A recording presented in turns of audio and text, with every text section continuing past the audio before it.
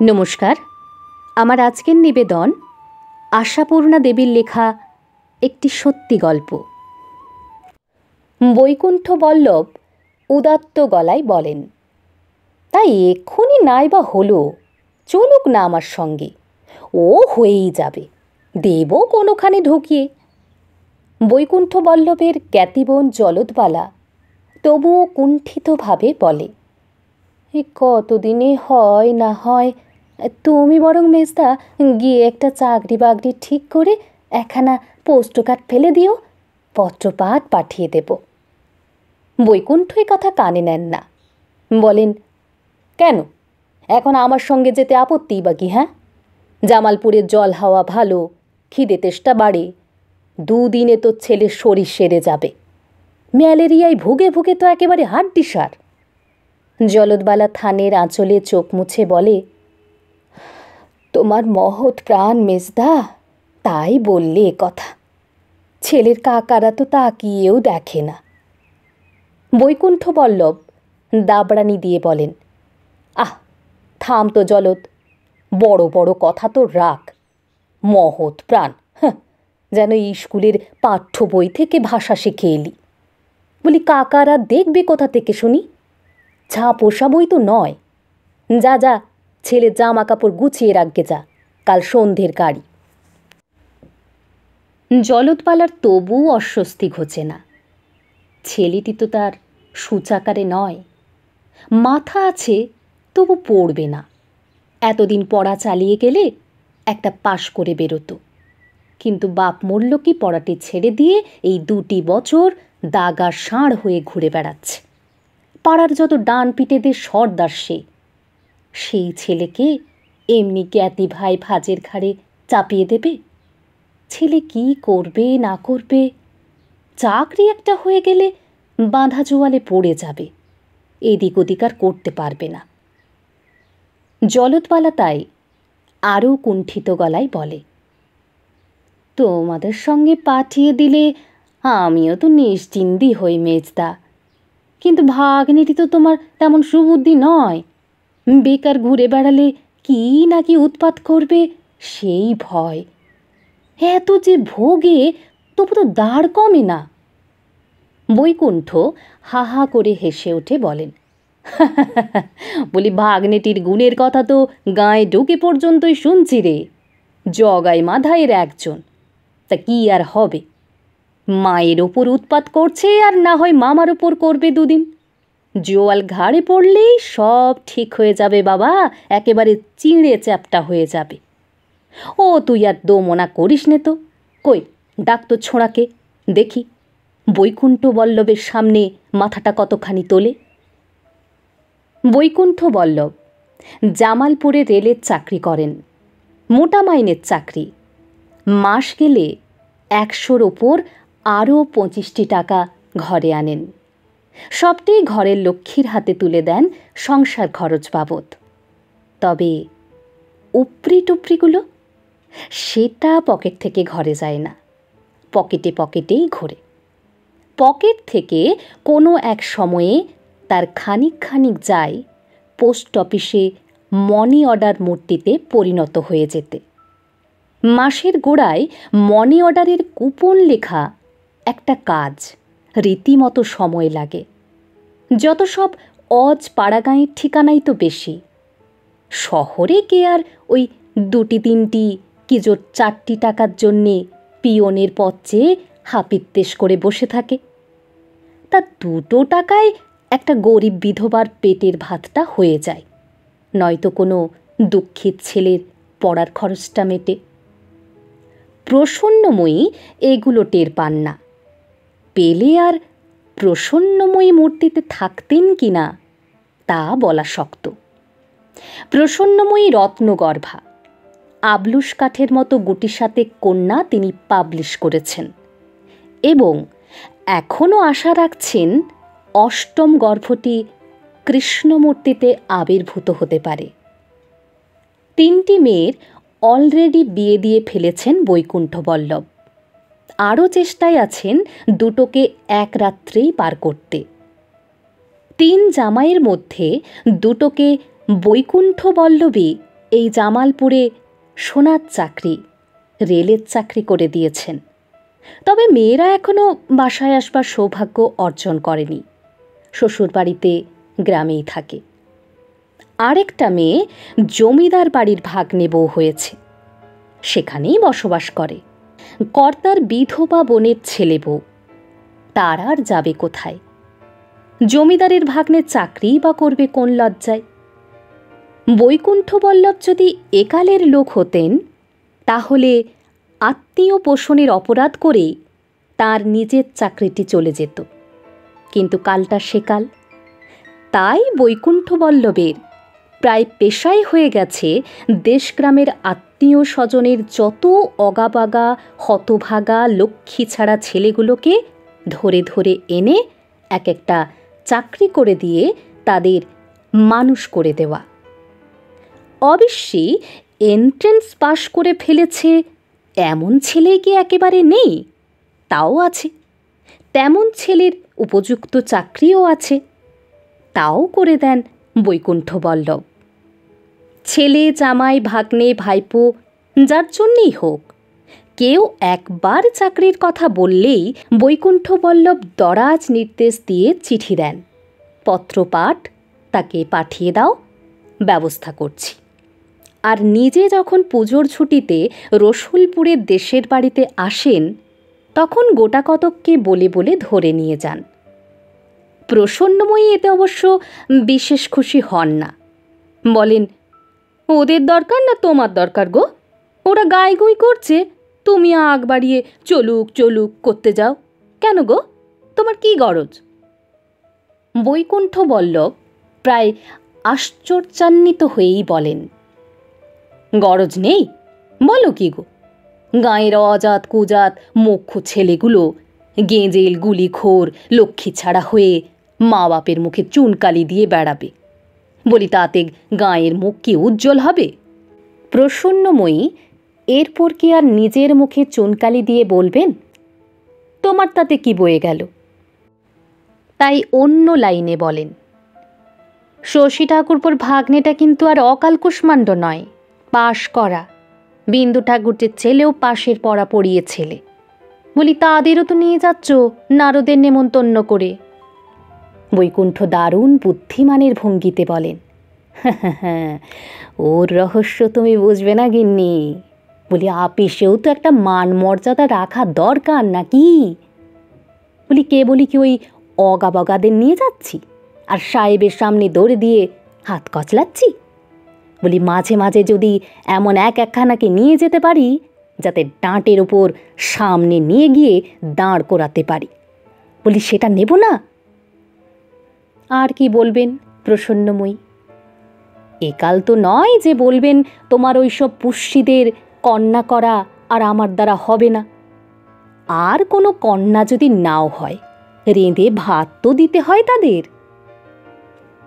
Rail কোম্পানির দৌলতে বাইরের কাজের লোক অবশ্যই হামেশাই পাওয়া যায়। বাসন মাজার একটা দায় 1 টাকা 5 শিকে মাইনে দিয়ে রাখলেই ব্যাস।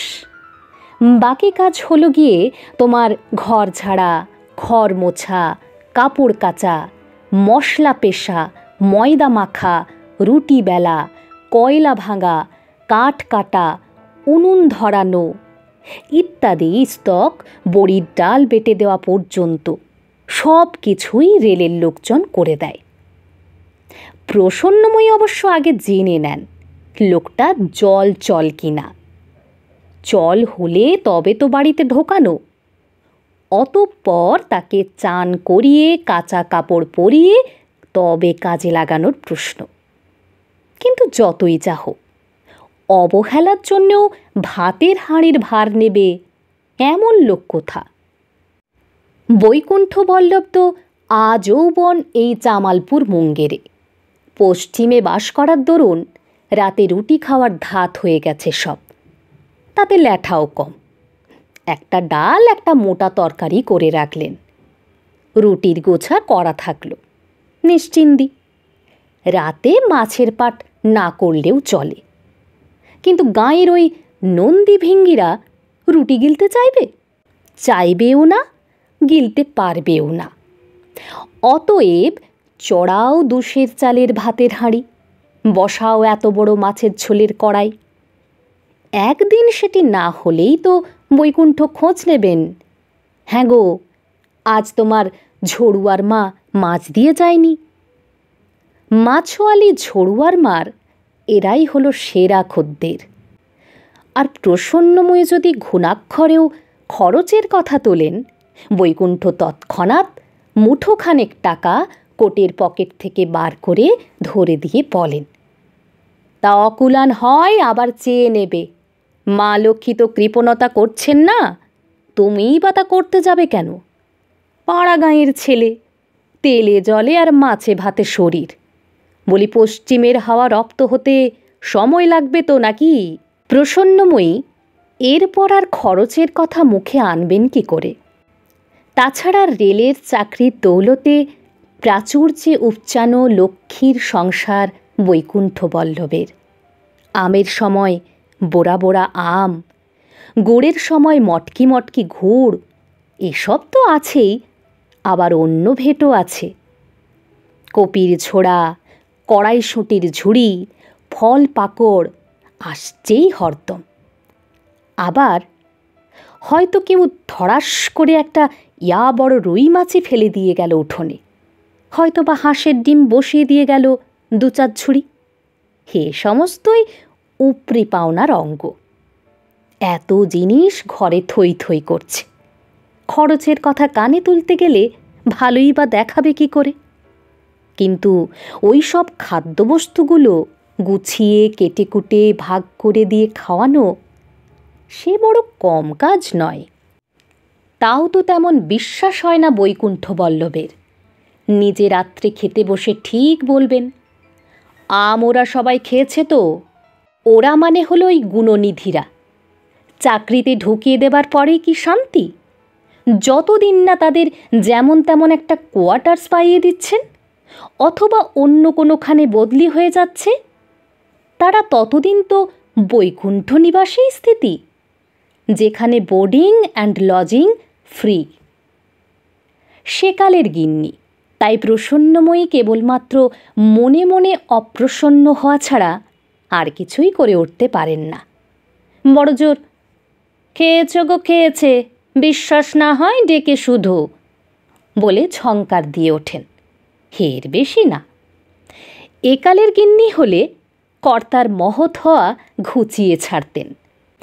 একলট মানুষ গোত্রে যাওয়ার সঙ্গে সঙ্গেই অথবা অন্তর্বর্তীকালেই আর একলট এসে যায়।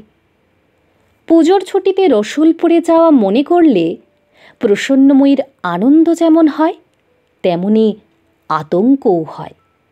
যে কটাকে পুজোর ছুটিতে দেশে বেরিয়ে নিয়ে যেতে সঙ্গে করে আনেন, তার ডবল মাল নিয়ে ফেরেন বৈকুণ্ঠ। জলদবালা ছেলের জামা কাপড় গোছাতে চলে যাবার পরই সত্য আচার্যের ছেলে বটুক এসে ধরে পড়ল। কাকা, একটা অখাদ্য শালা এসে ঘাড়ে পড়ে রয়েছে। বলি তার একটা গতি হবে না?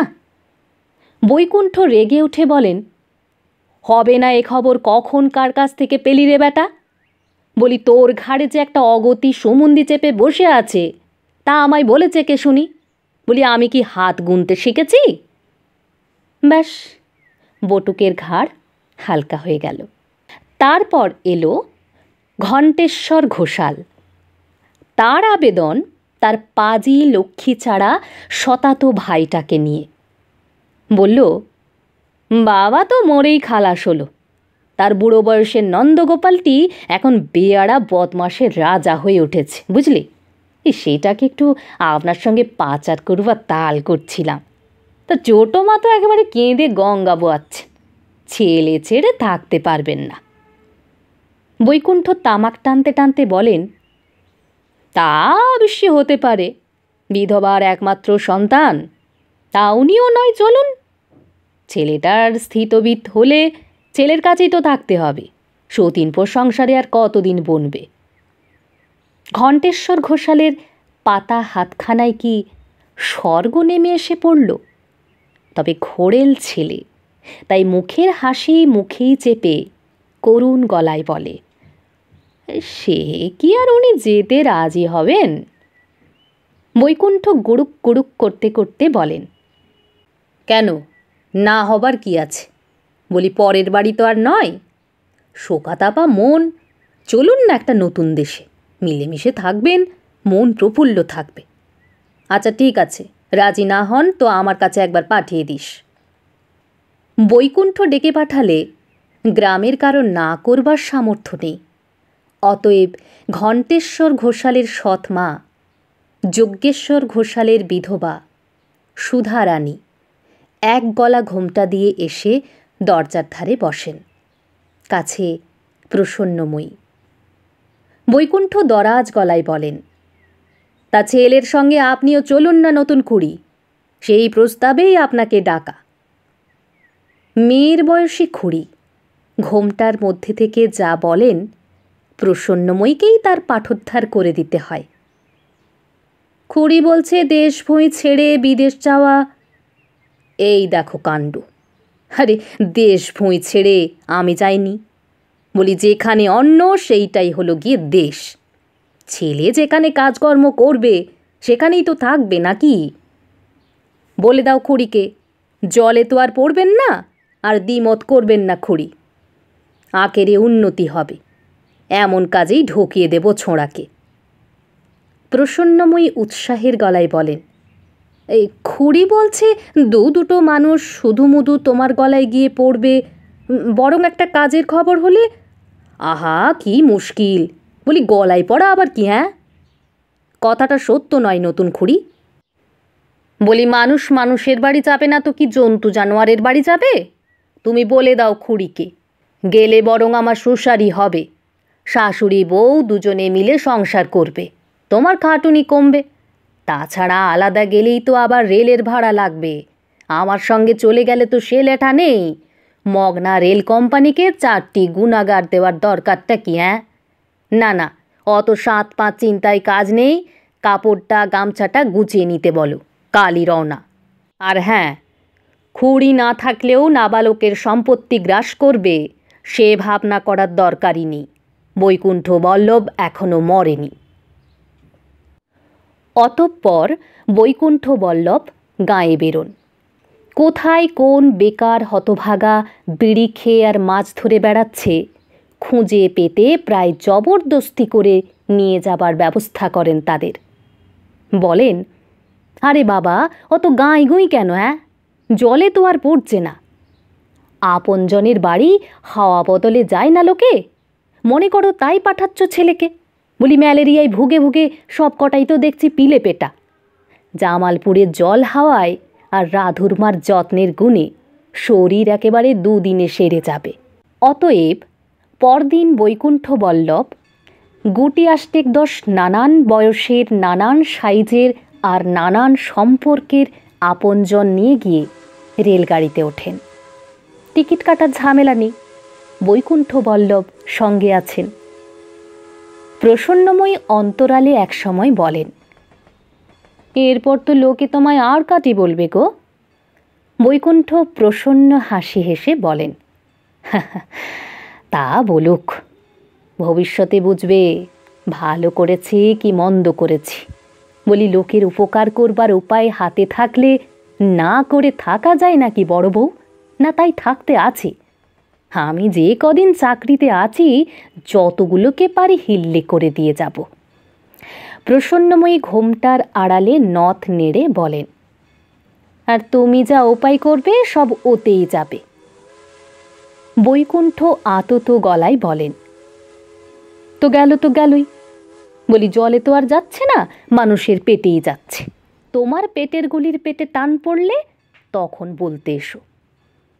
তা সেই তখনটা আর প্রসন্নময়ীর ভাগ্যে আসে না, কারণ বৈকুণ্ঠ বল্লভের ডান হাতে বাঁ হাতে উপরি, সাহেবের নেক নজরের লোক, ট্যাফও করে কার সাধ্যি। তাছাড়া রেল কোম্পানির মালে তো বৈকুণ্ঠ ভবন ভর্তি। কয়লা, কাঠ, কেরোসিন এসব যে কিনতে হয় তা বৈকুণ্ঠ পরিবারের কেউ জানতই না। বৈকুণ্ঠর আত্মীয় বন্ধু সমাজের ছেলেপুলের তিনি অর্ডার সাপ্লায়ার ছিলেন। নিয়মিত যোগান দিয়ে গেছেন বৈকুণ্ঠ। চকখড়ি, পেন্সিল, কাগজ, কালি, রবার, আলপিন, আরও কত কী। তা হিসেব করলে বলতেই হবে লোকটি সততা সম্পন্ন ছিলেন না। অনেক দোষ ছিল ভদ্রলোকের। ঘুষ খাওয়া, আত্মীয় পোষণ, বিনা টিকিটে রেলগাড়ি চড়ায় উৎসাহ দান, বহুবিধ চতুরালি করে আপনজনদের সুরাহা করে দেওয়া, ইত্যাদি ইত্যাদি। যদিও নিজে তিনি এগুলিকে দোষ বলে মনে করতেন না, তা হলেও দোষ দোষই। তবু ছেলেবেলায় আমার বাবার দূর সম্পর্কের মামা ওই বৈকুণ্ঠ বল্লভের গল্প শুনতে দারুণ ভালো লাগতো।